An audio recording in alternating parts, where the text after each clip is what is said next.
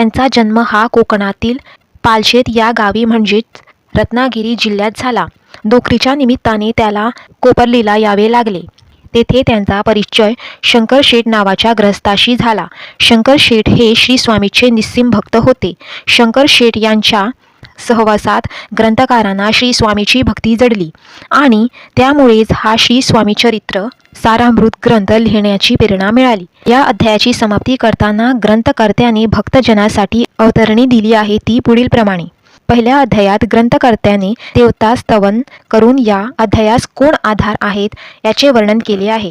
दुसऱ्या अध्यायात श्री स्वामी कर्दळी वनात प्रकट झाले आणि भोवरी प्रख्यात झाले याचे वर्णन केले आहे.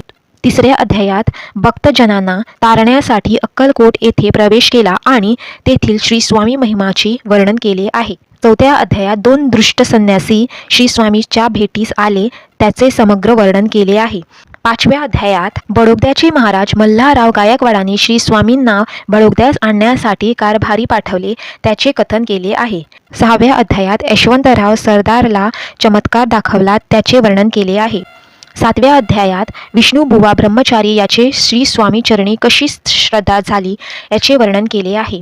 8व्या अध्यायात शंकर नावाच्या गृहस्थाचे ब्रह्मा समाधीची बाधा दूर करून मुक्त केले याचे वर्णन केले आहे. 9व्या अध्यायात त्या गृहस्थांनी बरेच पैसे खर्च करून श्री स्वामीचा मठ बांधला याचे वर्णन केले आहे. 10व्या अध्यायात दिगंबर दीक्षिताचे कथेचे वर्णन केले आहे. 11, 12 आणि 13 आणि 14 अध्यायात श्री स्वामी श्री बाळप्पा यांनी 11, 12, 13 आणि 14व्या अध्यायात श्री बाळप्पा बद्दलची कथा आणि त्याची भक्ती मार्गाचे संपूर्ण वर्णन केले आहे.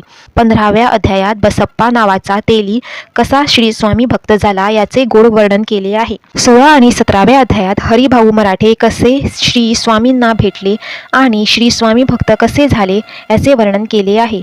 18व्या अध्यायात हरिभाऊ मराठे याचे कनिष्ठ बंधू कसे भजनात रंगून श्री स्वामी भक्त झाले, दादा बुवा म्हणून प्रसिद्ध झाले याचे वर्णन केले आहे.